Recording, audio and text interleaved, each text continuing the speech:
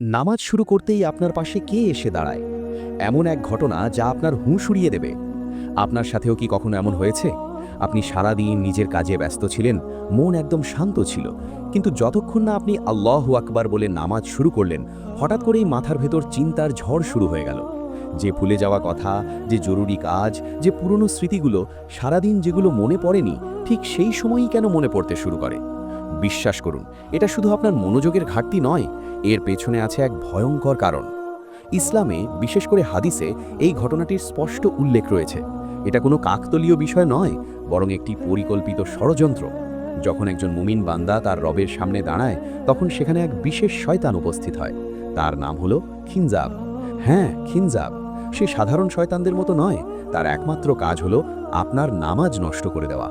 আপনি যতক্ষণ দুনিয়ার কাজে ব্যস্ত থাকেন, সে আপনার কাছে আসে না, কিন্তু যতই আপনি নামাজে দাঁড়ান, সে ছায়ার মতো আপনার এবং আপনার রবের মাঝখানে এসে দাঁড়ায়।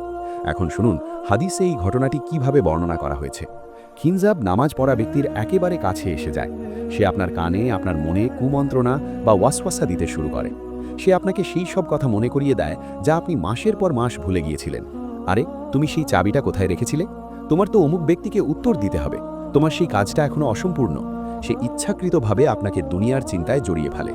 তার উদ্দেশ্য শুধু আপনার মনোযোগ সরানো নয়, বরং নামাজের আসল শান্তি আপনার হৃদয় থেকে কেড়ে নেওয়া।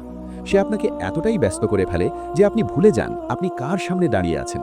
আর তার সফলতা কি? তার জয় তখনই হয় যখন আপনি ভুলে যান আপনি কি পড়ছিলেন। আপনি বুঝতেই পারেন না যে আপনি 2 রাকাত পড়েছেন নাকি 3।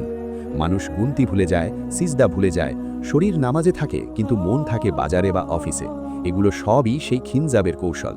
কিন্তু একটু থামুন, আমাদের প্রিয় নবী সাল্লাল্লাহু আলাইহি ওয়াসাল্লাম আমাদের এই শত্রুর বিরুদ্ধে লড়াই করার একটি খুব সহজ এবং কার্যকর উপায় শিখিয়েছেন।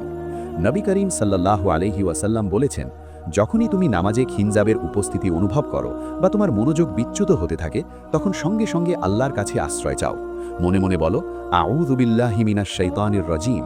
তারপর বাম দিকে মুখ ঘুরিয়ে 3 বার হালকা করে ফুঁক দাও। হাদিসে এসেছে, তুমি যখন এটি করবে, তখন সে অপমানিত হয়ে সেখান থেকে পালিয়ে যাবে।